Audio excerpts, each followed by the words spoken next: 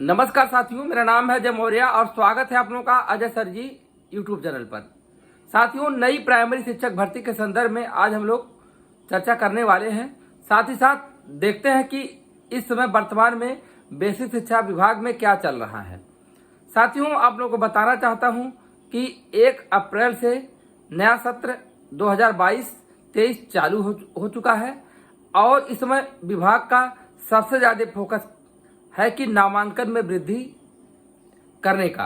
अब आप लोग को बताना चाहता हूं कि 2021 में जितने नामांकन हुए थे उससे 20% नामांकन बढ़ाने का लक्ष्य प्रत्येक विद्यालय को मिला हुआ है।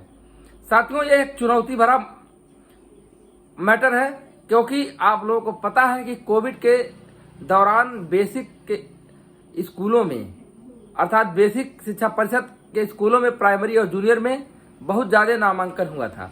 आप लोगों ने देखा होगा कि कोविड में लगातार विद्यालय नहीं चल रहे थे और सबको ऐसा फील हो रहा था कि प्राइवेट में केवल फीस ही देना है, बच्चे तो पढ़ेंगे नहीं, तो क्यों ना हम सरकारी विद्यालय में एडमिशन करा दें।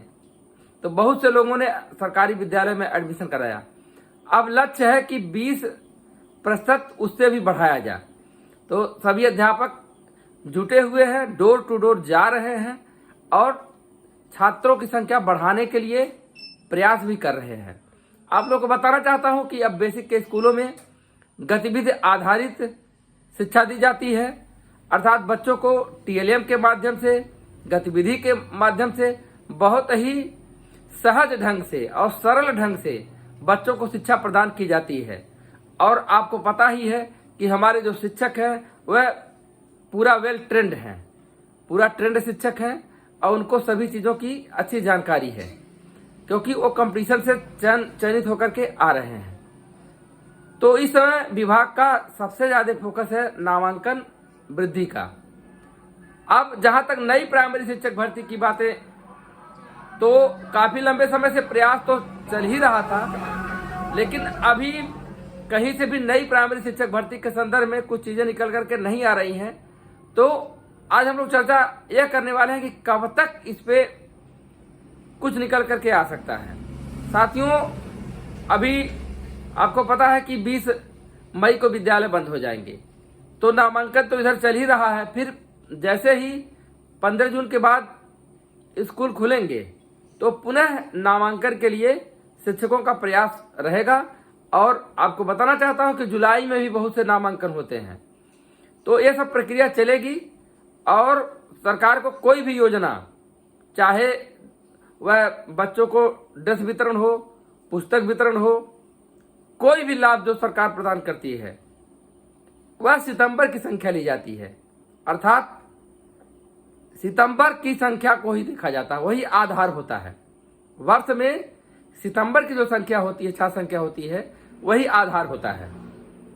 तो जहां तक लग रहा है कि इधर तो नामांकन चलेगा, साथ ही साथ हो सकता है कि जो जिले के अंदर स्थानांतरण है, विभाग की यह भी प्राथमिकता है। काफी लंबे समय से प्रयास भी चल रहा है।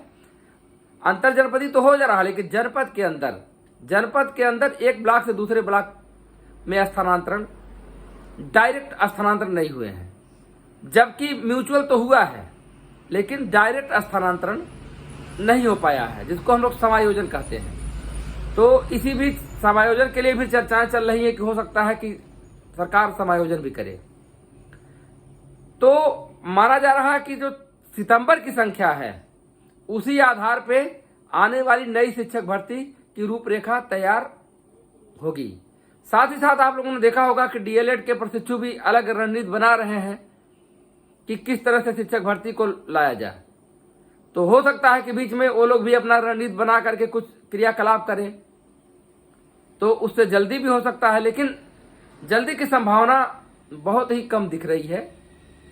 लेकिन प्रयास करना जरूरी है और प्रयास लोग करेंगे तो हो सकता है कि इस 2022 में एक शिक्षक भर्ती देखने को मिल जाए।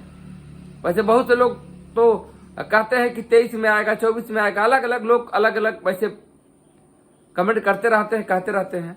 लेकिन जो सटीकता वाली बात होती है, जो दावा होता है, वो दावे के साथ कोई कुछ कह नहीं सकता है। लेकिन ये तो सही है कि अगर शिक्षकों के पद खाली रहेंगे तो अवश्य शिक्षक भर्ती तो करनी ही पड़ेगी।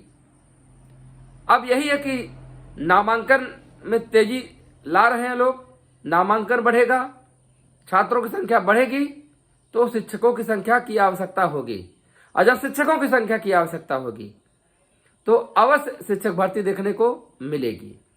तो यही सब बातें हैं कि सितंबर की संख्या को आधार बनाया जाता है।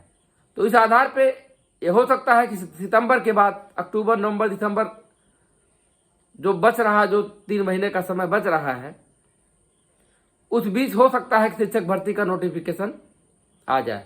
भले ही भर्ती 2023 में जाके पूरी हो, क्योंकि 3 महीने का समय बचेगा, अक्टूबर, नवंबर, दिसंबर।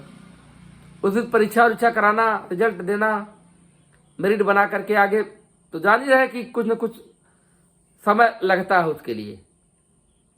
तो यही सब छोटा सा अपडेट था। आप लोग इसके विषय में क्या सोचते हैं अवश्य बताइएगा। मैं इस तरह के ही यूजफुल वीडियो आप लोगों के लिए लाता रहता हूं, तो यदि आप चाहें तो चैनल को सब्सक्राइब भी कर सकते हैं। धन्यवाद।